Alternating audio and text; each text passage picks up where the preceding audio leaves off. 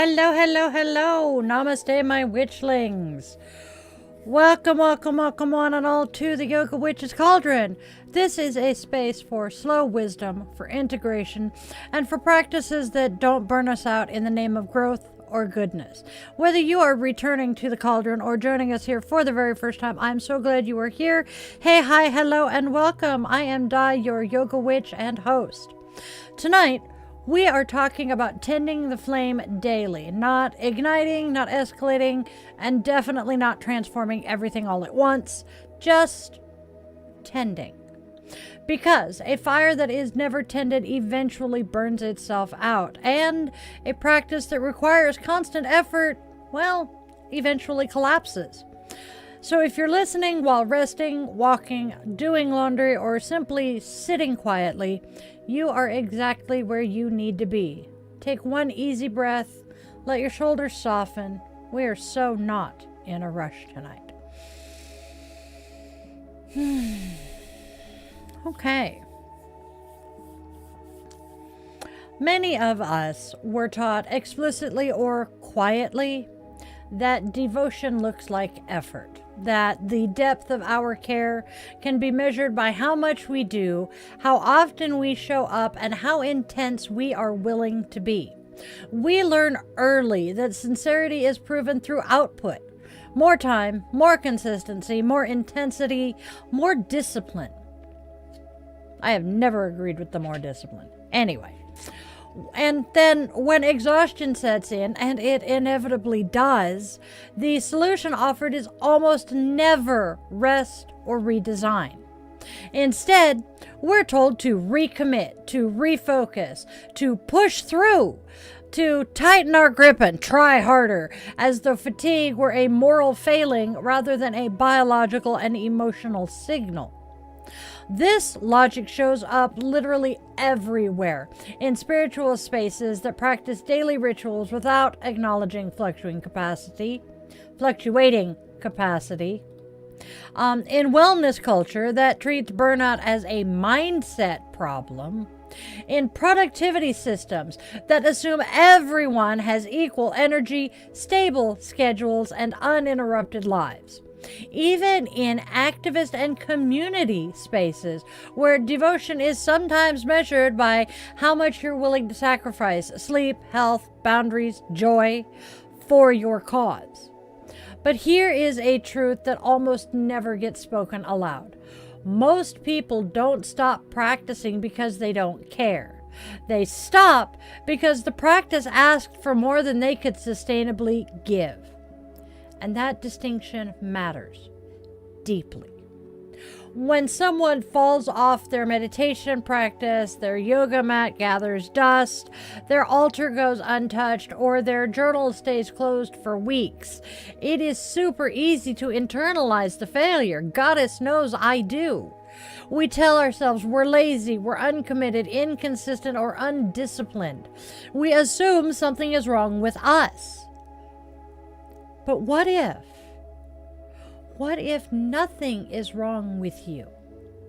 What if the issue isn't your devotion, but the design of the practice itself? I mean, think about it.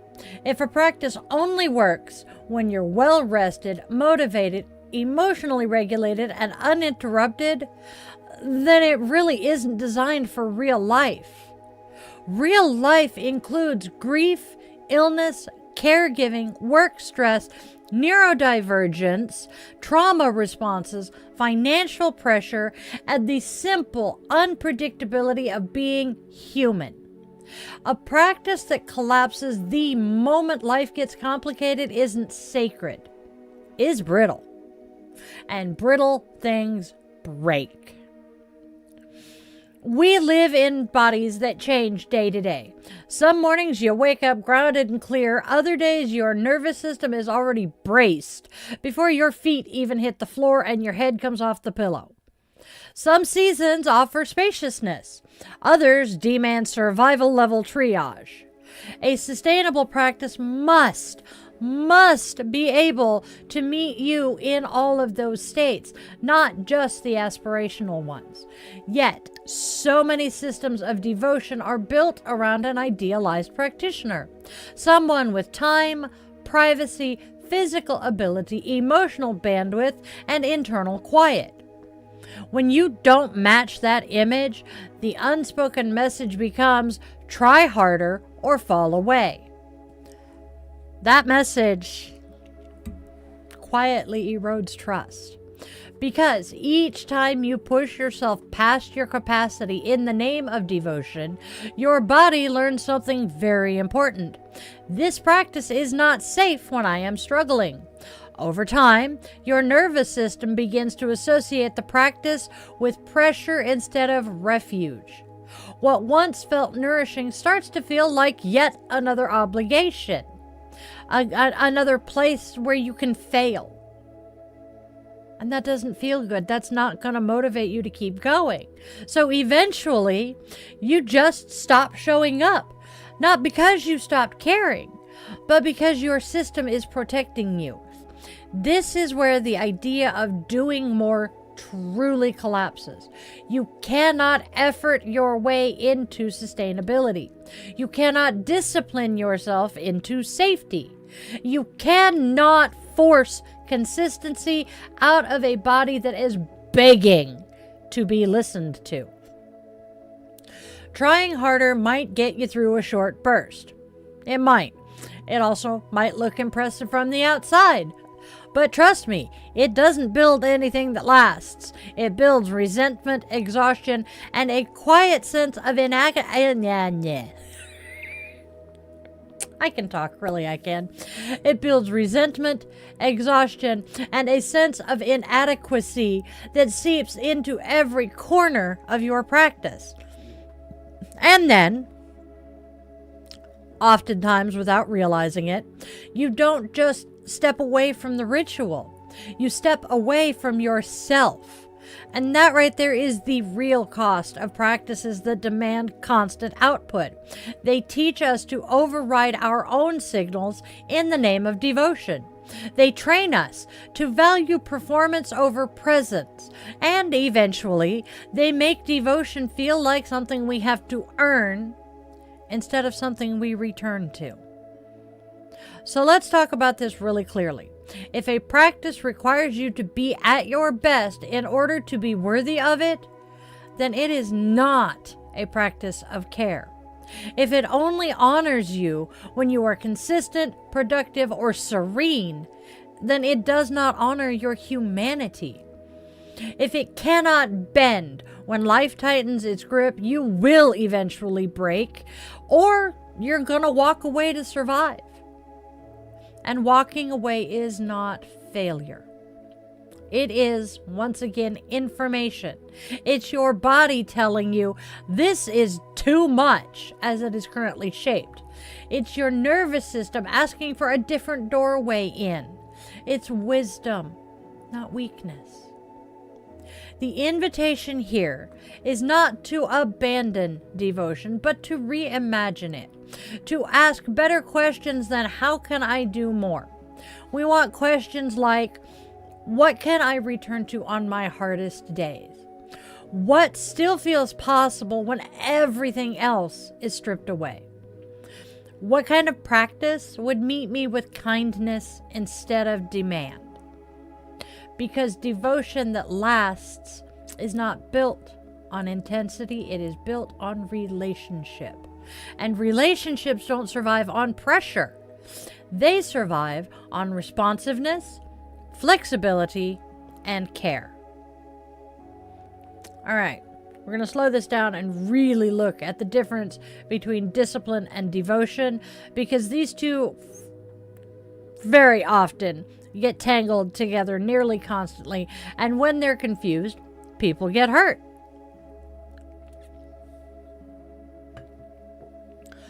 Discipline asks, can you push through? Devotion asks, can you return? At first glance, discipline looks virtuous. It's clean, it's measurable, it gives gold stars and streak counts and a sense of control, right? Discipline loves rules. Do this every day for this long in this way. It rewards consistency and quietly shames deviation. Discipline says if you cared enough, you'd make it happen. Devotion doesn't speak that language. Devotion is relational. It isn't obsessed and concerned with streaks or perfect attendance. It doesn't tally how many times you showed up correctly. Devotion cares about connection, about whether the relationship between you and the practice remains alive. Discipline keeps score. Devotion keeps relationship. This matters because scorekeeping changes how we experience ourselves. When discipline is the dominant force, missing a day isn't neutral. It's a mark against you. Miss enough days, and the practice begins to feel contaminated by that shame. Coming back feels awkward, embarrassing, or even pointless. You tell yourself you've already failed, so why bother? If you've ever stopped a practice because you missed too many days and felt ashamed to return, that wasn't devotion at work. That was control. Control dressed up as commitment. Control pretending to care. Discipline often punishes inconsistency, but devotion allows fluctuation.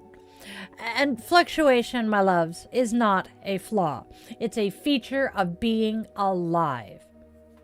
Bodies fluctuate. Energy fluctuates. Capacity fluctuates. And attention sure as hell fluctuates, especially if you're ADHD. There are days when a full practice feels nourishing, and there are days when brushing your teeth feels like an accomplishment. A devotion-based practice understands this. It adapts, it softens, it changes shape without breaking that bond. Discipline, on the other hand, tends to override these realities. It encourages you to ignore signals of fatigue, grief, and overwhelm in favor of completion. Now, over time, this creates a quiet but powerful message inside your body. My needs are an obstacle to devotion.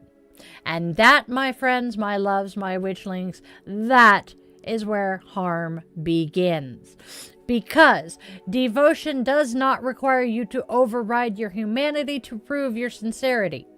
It doesn't ask you to abandon yourself at the altar of consistency. It sure as hell doesn't demand pain as proof of love. It asks something much simpler and much harder. Can you show up? Can you keep showing up without hurting yourself? And that question alone changes everything. Showing up might mean a full ritual today and a single breath tomorrow. It might mean just sitting on the mat, not moving, and letting that be enough. It might mean lighting a candle and saying, I'm here, but I am so tired.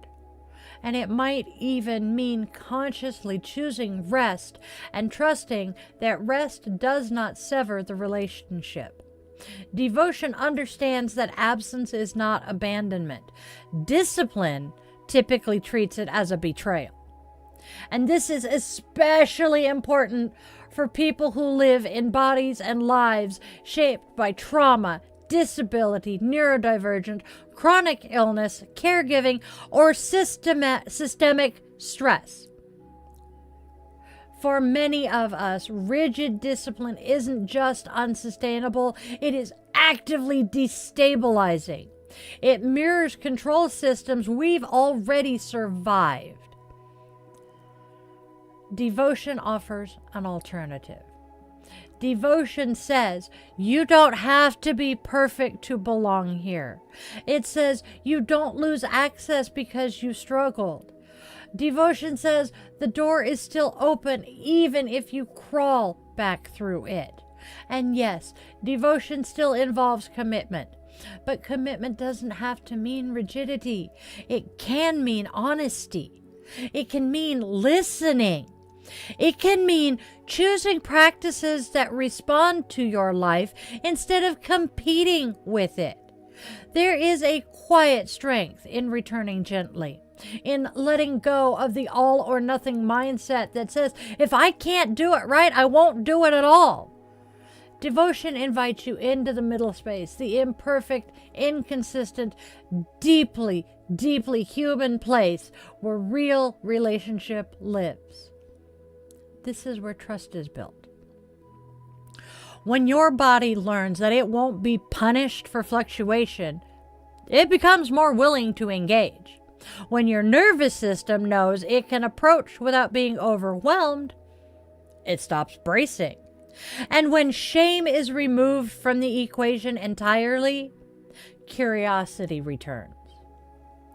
Devotion doesn't say never stop. No. It says when you stop, you can come back again and again without apology. That's the difference. Discipline seeks mastery. Devotion seeks intimacy. Discipline asks how much you can endure. Devotion asks what you can sustain. And in the long arc of life, especially a life that includes grief, change, and recovery, sustainability is not a lesser goal. It is the most radical one there is, because a practice that stays with you through change is infinitely more powerful than one that only thrives in ideal conditions. Devotion isn't louder than discipline. It's quieter, softer, and far more enduring. It doesn't demand that you prove yourself. It simply asks you to keep the relationship alive with honesty and care and without harm.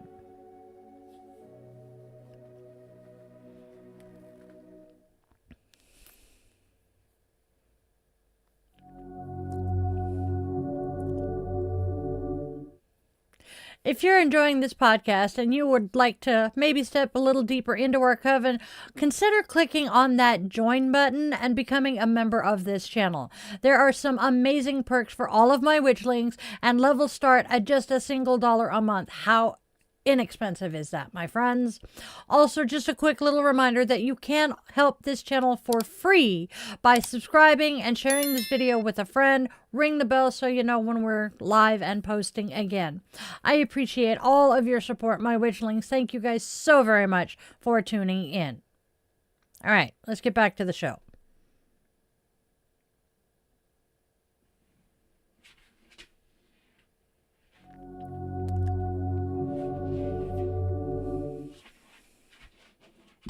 All right. Now, do it. Well, hello. Hello, Michelle. And Ariana. I love that name. Yes, I'm familiar with Has Been. All right.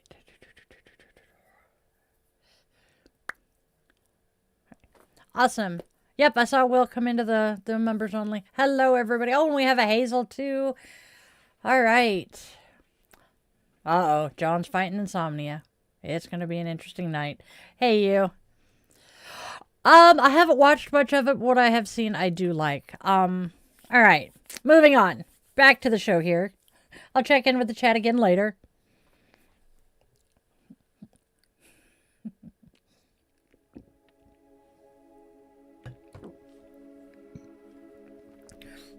All right, witchlings.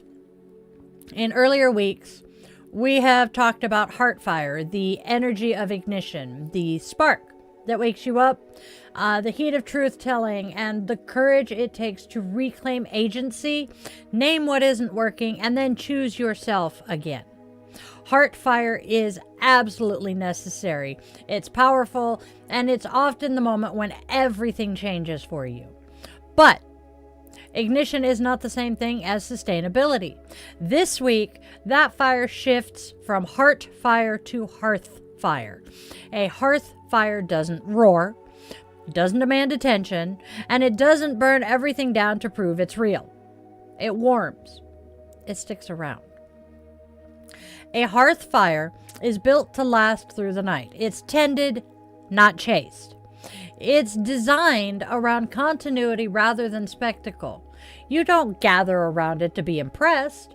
You gather around it to live and stay warm. HearthFire is what remains after the breakthrough. It's what carries you once that adrenaline rush fades. And it is the devotion that asks, how do I stay in a relationship with myself over time? HearthFire is the kind of devotion that survives exhaustion, not by pretending...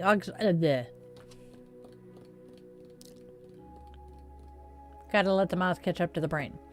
It doesn't survive exhaustion by pretending exhaustion isn't there, but it survives by making room for it. A HearthFire practice does not require you to be energized to be worthy of showing up. It doesn't shame you for being tired. It truly understands that fatigue is a part of the human cycle, not a failure to overcome. It adapts to changing capacity. Some days you have range. Other days you have scraps. HearthFire does not insist that both days look the same. It doesn't punish you for fluctuation. It adjusts the size of the offering to match what's actually available. It welcomes rest as part of the rhythm. Rest is not a pause from practice. It is practice. A HearthFire path understands that tending the fire sometimes means letting it burn low. It means trusting embers. And it means knowing that stillness is not absence and quiet is not neglect. And most importantly, HearthFire doesn't collapse when life gets hard, because life will get hard. There will be grief. There will be illness. There will be overwhelm, rage, numbness, caretaking, and seasons where everything you have goes towards survival. A HearthFire practice is built with those seasons in mind. It doesn't demand that you perform devotion while you're bleeding. It stays with you. HearthFire practices are often small. They don't look impressive. They don't photograph well. And they don't make good productivity metrics. But that's okay. They might look like one conscious breath before sleep. Like touching the floor with your hands when you wake up. Like lighting a candle and saying nothing at all. Placing a hand on your chest and checking in, not to fix, just to notice. They might be 5 minutes instead of 60, or one word instead of a whole page in your journal. Maybe even choosing not to abandon yourself in a hard moment. From the outside, these practices can look insignificant, but they last. And longevity is a form of wisdom. We live in a culture that glorifies intensity and visibility, loud devotion, big gestures, all or nothing commitments. HearthFire resists that. It asks a much quieter question. What can you keep returning to for years? Not weeks, not just during a good season, but for years. A HearthFire practice prioritizes return over performance.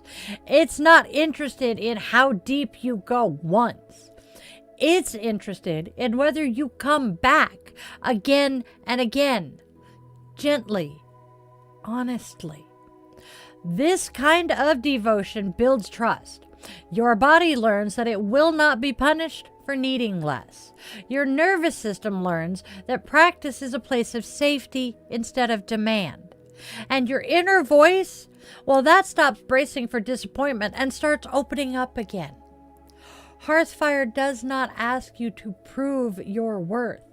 It assumes your worth and builds from there. And here is a quiet truth that a lot of people miss. sustainable devotion is not less powerful than intense devotion. It's actually more powerful because it changes how you live. When practice becomes something you can carry through ordinary days, through dishes and emails and fatigue and grief and diaper blowouts, it stops being a separate activity. It becomes woven into your life. It becomes how you listen, how you pause, and how you choose not to harden. HearthFire doesn't consume you, it feeds you.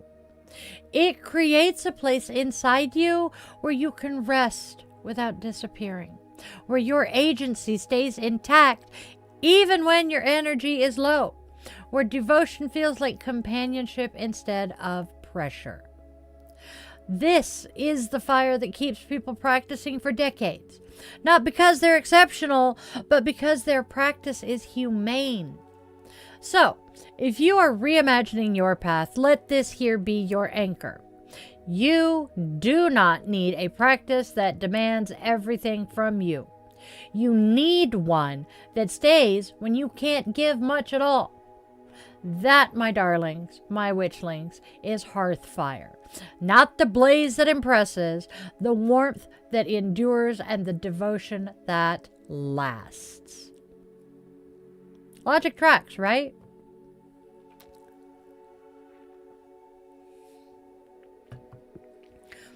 Now let's talk about some small rituals that survive real life. If a ritual only works on your best days, that ain't sustainable. That's not a judgment, y'all. It's a reality check. Been there, done that. Got a few t-shirts to prove it. Real life is not a steady rhythm of well-rested mornings and uninterrupted evenings. Real life includes illness that arrives without warning, grief that drains the color from the world, caregiving that pulls your attention in literally every direction but straight, burnout that flattens motivation, schedules that leave zero white space, and those days when your energy barely clears the minimum required to get through the day. HearthFire rituals are built with those days in mind. They're small enough to survive illness when your body needs care more than effort, small enough to survive grief when words and meaning feel so far away, small enough to survive caregiving when your needs come last, whether you like it or not, small enough to survive burnout even when things you love feel unbearably heavy, small enough to survive busy schedules when time fractures into teeny tiny pieces, and small enough to survive low energy when showing up looks very different than you planned. These rituals don't require special conditions. They don't demand silence, equipment, perfect posture, or emotional clarity. They fit into the cracks of daily life, which is exactly why they last. A HearthFire ritual might be as simple as lighting a candle while making your morning coffee, not as a formal ceremony, but simply as a moment of presence. A reminder that warmth can exist alongside obligation. The kettle boils, the candle flickers, and for just a few seconds, you are here. It might be as simple as one single conscious breath before responding to a message. Just one. Not to calm yourself perfectly or to say the right thing, simply to interrupt the reflex to abandon your body in the moment. That breath is a boundary. It's a choice to stay present. It could be something as small as stretching for 30 seconds. Not a full practice, not a full routine, just a reach and release. Enough to remind your muscles that they belong to you. Enough to soften the edge of tension without asking for more than you can give. It could be as simple as stepping outside for some fresh air. Feeling the temperature of the air on your skin, letting your eyes rest on something living. It's not escape, it's regulation. A brief return to the wider world when everything else feels so close. Really, really close. It could be choosing to stop for the day without justification. No productivity spin, no explanation, no promise to make up for it later. Just the quiet decision that you have done enough because you're tired, and being tired is reason enough. These acts don't look powerful. They don't generate impressive stories, and they really don't translate well into highlight reels, and they're not going to earn praise in systems that value output over care. But they are powerful because each one says, I am allowed to remain in relationship with myself without self-sacrifice. That's what makes them devotional. HearthFire rituals don't ask you to trade your well-being for meaning. They don't require pain as proof of sincerity. They honor the truth that a practice which costs your health, safety, or your sense of self is not sacred, it's extractive. Small rituals also retrain trust. When you repeatedly meet yourself with doing something doable instead of something demanding, your body begins to relax around practice. Your nervous system stops bracing for failure, and returning doesn't feel like confession or repair. It feels natural. This is how devotion becomes steady instead of fragile. Small rituals accumulate quietly. One breath doesn't change your life. One stretch isn't going to solve burnout. One candle doesn't heal grief. But over time, these moments create continuity. They become threads that hold you to yourself across weeks and months when everything else in your life is shifting. And there is dignity in that kind of devotion. Because choosing care when no one is watching, when there's no applause and no visible achievement, is an act of integrity. It says you are worthy of gentleness even when you're not producing, fixing, or improving. HearthFire rituals are not about doing less because you don't care. They are about doing what actually allows you to keep caring. So, if your life is loud, heavy, or uncertain, let your rituals be simple. Let them be portable. Let them fit inside the days you actually have, not the days you imagine you should have. Devotion that survives real life is quiet and unremarkable, and it is extraordinarily resilient. Not because it asks more of you, but because it asks so little and stays anyway. We're going to talk about my favorite part in the next section, but let's check in with chat right quick.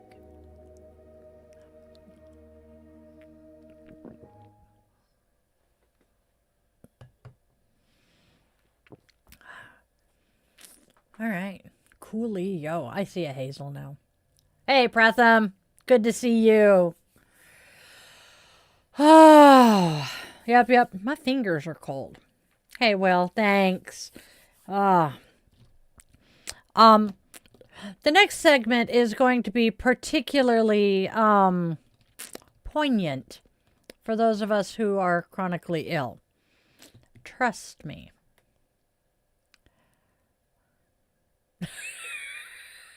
I love watching the mouse pointer. What are we looking at? What do we need to look at? Okay, we've done it all. All right, y'all. Thank you, John. Oh, you're gonna enjoy the next part too, John. All right. Back to what we're talking about here. All right. So, rest does not happen because we deserve it. It does not arrive as a reward for good behavior, productivity, or endurance. It happens, or doesn't, because of how our lives are built. This is not theoretical for me. As a spoonie, as someone living in a chronically ill body, my body requires more rest than what our culture considers normal. That has always been true, whether or not the people around me were willing to acknowledge it. And for an incredibly long time, they were not. Instead, you know what I got? I got told to just push through. You can rest later. Now is not a good time. Once we're done, right? And then after everything else. So, I did what I was told.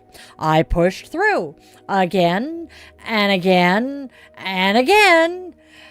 And by doing so, I ignored those early signals, the quiet requests for breath, for rest, and those gentle warnings. Because every time I tried to listen to my body, I was told it was inconvenient. The house needed to be cleaned, or the kids needed to be fed or bathed, or they needed help with homework. The dogs need to go for a walk. Dinner needs to be cooked. There was always something more important than my body. And when I finally collapsed, when my body finally forced me to stop and rest, the narrative suddenly flipped. Well, why didn't you pace yourself? Why did you push so hard if you knew this was going to happen?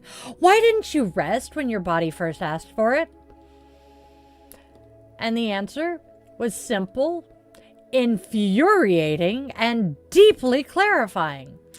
Because when I tried to rest, I was told it wasn't the right time. Rest was conditional and postponed, and it was framed as irresponsible unless everything else was done first.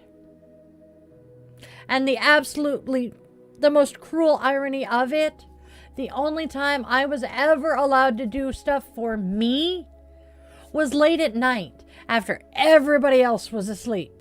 So I stayed up too late. Not because I was careless, but because that was the only space my life allowed for selfhood. And then I was blamed for that, too. There's no fucking winning. And this is why rest cannot be a moral issue.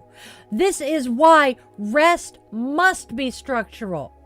If rest only comes after everything else is done, then rest is never going to come.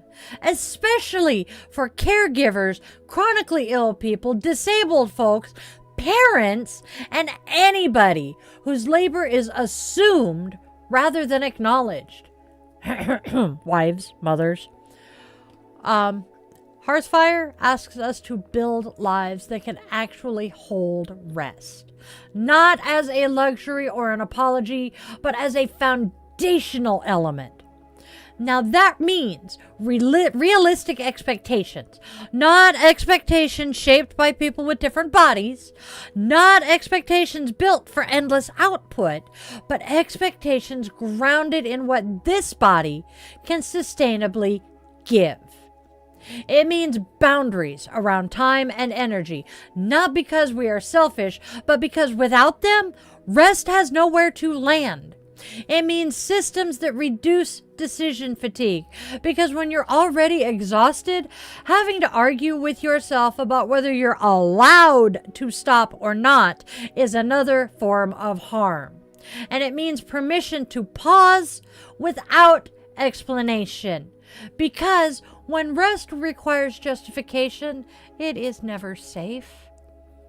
And here's the truth I had to learn the very hard way, because, I only learn things the hard way.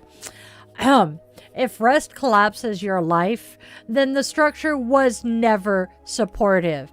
That, my darling, is not a personal failure on your part. Once again, it is information. Everything is information, my friends. Information about where your life depends on you overriding your body. Information about where care has been replaced as expectation. And information about where devotion has been confused with endurance. Part of my healing, this is my personal journey, part of my healing and part of my yoga has been learning to listen before collapse. I'm still not perfect at it either. Refer back to, missing a daily draw last week. In yoga philosophy, the very first limb is not breath or posture or even discipline. It's the yamas. And the very first of those is Ahimsa, non-harming. And that means not harming others, and more importantly, not harming yourself. Ahimsa asks me to stop treating my body as an obstacle. It asks me to believe my body when it speaks the first time. It asks me to rest before I am forced to. And that has required changing the structure of my life, not just my mindset. I have had to rearrange so much of my life for this. Because HearthFire devotion doesn't ask us to survive on fumes. It asks us to build lives that can hold us, even when we stop, pause, and rest. Rest that is built into the structure is not indulgence, it's care. It is non-harm. It is devotion that does not demand our destruction as proof of sincerity.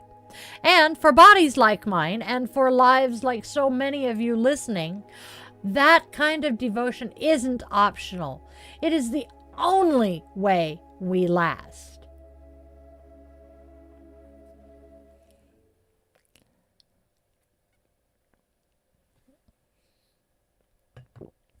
Hey, it's a Mike. And a Hazel.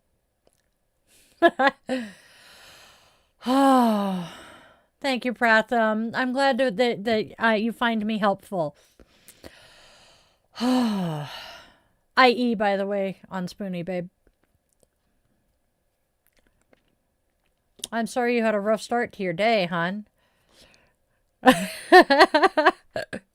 okay. You're not the one who usually types Spoonie, so it's not in your autocorrupt. I genuinely have had to, especially in the last 10 years, as my health has deteriorated, I have had to reevaluate my entire existence, because as I started entering perimenopause, my body decided to say, hey, the fiber is going to get worse. The chronic fatigue is going to get a lot worse. And oh, by the way, the quality of your sleep is going to suck for a while. And then throw in the fact that perimenopause fucks with a woman's ADHD, and it can make the autism more annoying. Oh, shit. Sorry. Apparently, I'm not supposed to drop the F-bomb with the rating he chose. But the menopause and stuff wreaks havoc with the neurodivergence, makes everything worse. And so, for example, I have not gotten to bed more than maybe 3 times since Halloween on time. So, that is where we're at here. Okay. Yep, as John says, makes perfect sense. All right, now, moving on, my loves. Oh, my fingers are cold. So, this week, we have been working with Vairagya. I should not roll that R. Okay. So, this week, we have been working with Vairagya. Non-attachment. It is often translated as detachment, and for a lot of people, that word lands wrong, which is why I originally said non-attachment. It can sound cold or withdrawn, like you're supposed to stop caring, stop feeling, and just stop engaging with the world altogether. Not what Vairagya asks. At its core, it is discernment. Clear-eyed, grounded choice. It asks a deceptively simple question, too. What am I clinging to that drains me? It doesn't ask, what am I avoiding? Or what am I failing at? Or what should I be doing better? It asks, what am I continuing to hold out of habit, fear, guilt, obligation, or expectation that quietly consumes my energy? Why am I envisioning a toaster plugged into the wall? Anyway, It doesn't mean disengaging from life. It means disengaging from what consumes you. There is a profound difference there. You can be deeply engaged, loving, committed, and present while also choosing to not feed things that harm you. Vairagya isn't about withdrawal. It's about refusal. Refusing to give your limited life force to patterns that do not sustain you. Now, in daily practice, it often looks unglamorous. It's not a big declaration. It's not a dramatic letting go ceremony. It's a series of small, quiet choices made again and again and again. It's choosing not to feed urgency. Urgency tells us everything is critical, everything is now, everything is going to fall apart if we slow down. You got to keep going. Vairagya asks us to question that voice. Is this truly urgent, or is it a familiar pressure masquerading as importance? When urgency is constant, it becomes a form of extraction. Letting go of urgency doesn't mean becoming careless. It means refusing to live in perpetual alarm. It's choosing not to feed comparison. Comparison drains us by convincing us that we are always behind, always lacking, and always doing it wrong. It turns other people's paths into measuring sticks for our own worth. Vairagya invites us to step out of that cycle, not because others don't matter, but because your practice cannot grow in borrowed timelines. It's choosing not to feed perfectionism. Perfectionism disguises itself as dedication, but it thrives on fear. Fear of being seen as inadequate, fear of rest, fear of stopping. Vairagya loosens perfectionism's grip by asking, what would still matter if this didn't have to be flawless? What would remain if good enough were truly allowed? It's choosing not to feed practices that punish inconsistency. This one is especially important because any practice that withdraws care, belonging, or access when you falter is not teaching devotion, it's teaching compliance.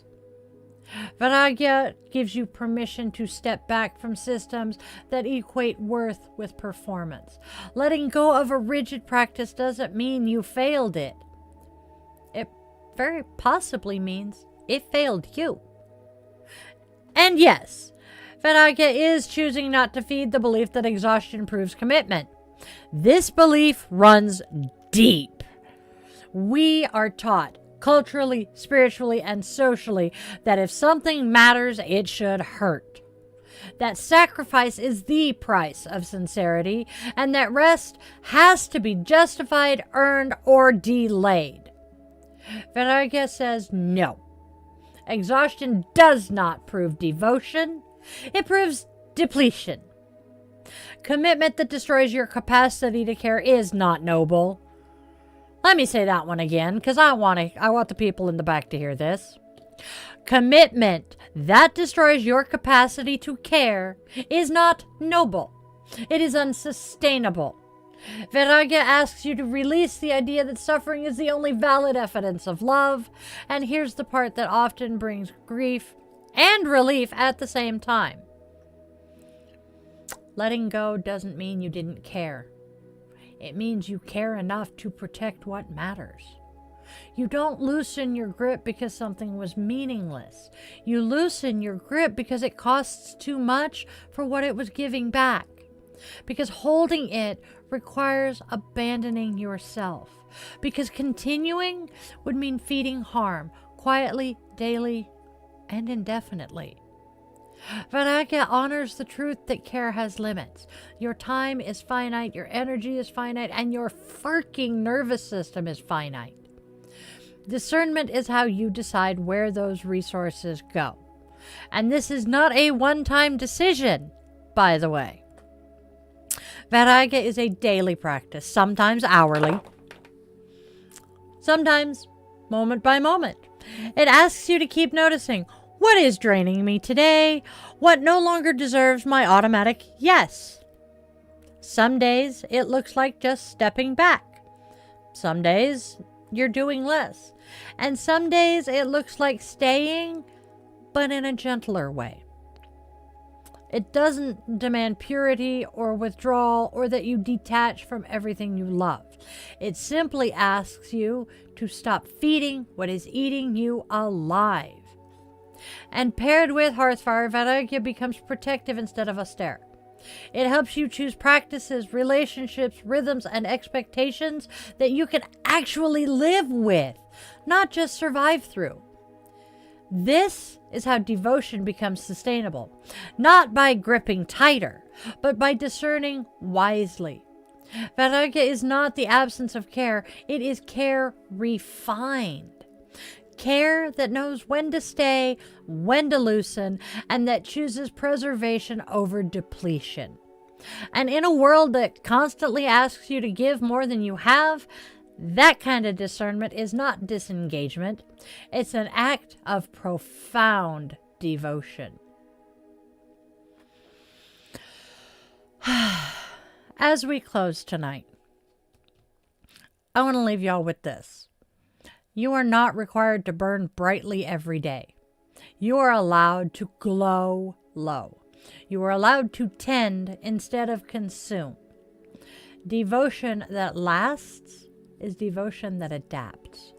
Care that sustains you is not selfish. It is intelligent, it's wise, and how you stay. So, take one more breath with me, not to fix anything or achieve anything, just to arrive.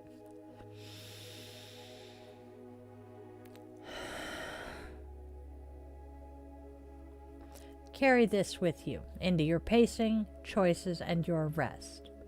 Remember that a hearth fire doesn't shout, doesn't demand attention. It warms the entire house quietly, steadily, faithfully, simply by being tended. And as you go back out into the world, let me remind you of something that always matters and what I live by. Spread love. Spread joy, and spread kindness. There is already enough darkness and hate out there. We do not need to add to it. Instead, let us choose again and again to be beacons of light and hope for those who are stumbling in the dark, unsure of their footing and unsure of their worth. Tell your loved ones what they mean to you. Tell them loudly and tell them often. And tell them in all their forms, 2 legs, 4 legs, wings, fur, paws, or claws, that you do love them beyond all measure. Time passes far more quickly than any of us want to acknowledge, and the opportunities to say, I love you, are not promised. Now, if you take only one thing away from everything I do here, please let it be this. You are loved. You are wanted. You are needed. And there is a reason you are here, even if you don't know what it is yet. I didn't find mine until I was 45. So, if you are still searching, still becoming, and still figuring it all out, you are not behind. You are exactly where you need to be. Thank you, guys. Thank you for being here, for tending your flame instead of burning yourselves out. I love you guys to bits. You are the reason I am here every day. Namaste, my witchlings.